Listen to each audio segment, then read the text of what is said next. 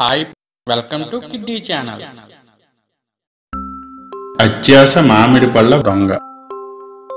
అనగనగా రామాపురం అనే గ్రామంలో కోటయ్య అనే మామిడి పళ్ళ వ్యాపారి ఉండేవాడు. రామయ్య మరియు శివయ్య అనే ఇద్దరు పనివాళ్లతో పాటు ఒక కుక్క కూడా ఉండేది.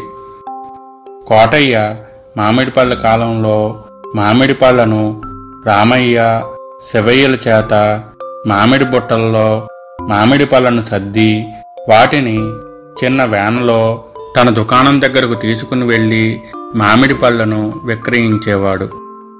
కోటయ్యకు మామిడి పళ్ళ వ్యాపారం బాగా లాభసాటిగా సాగుతుండేది. రామయ్య శివయ్య వ్యాన్లో పెట్టగా మిగిలిన మామిడి పళ్ళను శివయ్య రామయ్య ఒక గదిలో ఉంచేవారు.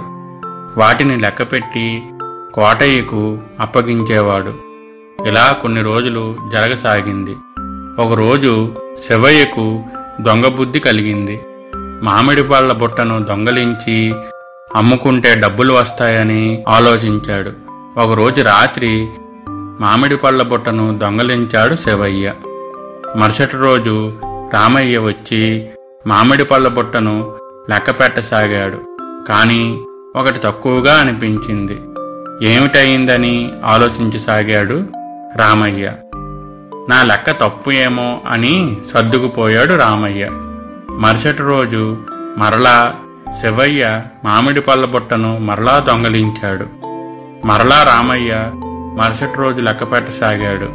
ఇదే విధంగా జరుగుతూ ఉండగా ఒకరోజు కోటయ్యకు జరిగిందంతా చెప్పాడు రామయ్య. సరే, నేను చూసుకుంటాను అన్నాడు కోటయ్య. కోటయ్య ఆ రోజు సాయంత్రం కాగానే ఎవరికీ తెలియకుండా తన దగ్గర ఉన్న కుక్కను ఆ మామిడి పళ్ళు ఉండే గదిలో ఎవరికీ కనిపించకుండా చీకట్లో దాచి ఉంచాడు. చీకటి పడింది. శివయ్య యథావిధిగా మరలా దొంగతనానికి వచ్చాడు.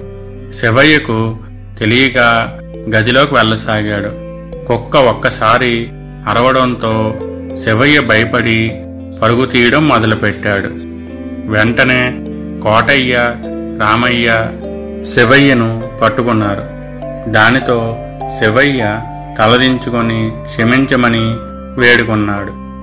చూశారా పిల్లలు, ఈ కథలో నీతి ఏమిటంటే చెడు ఎప్పుడూ నిలబడదు. Please subscribe my channel.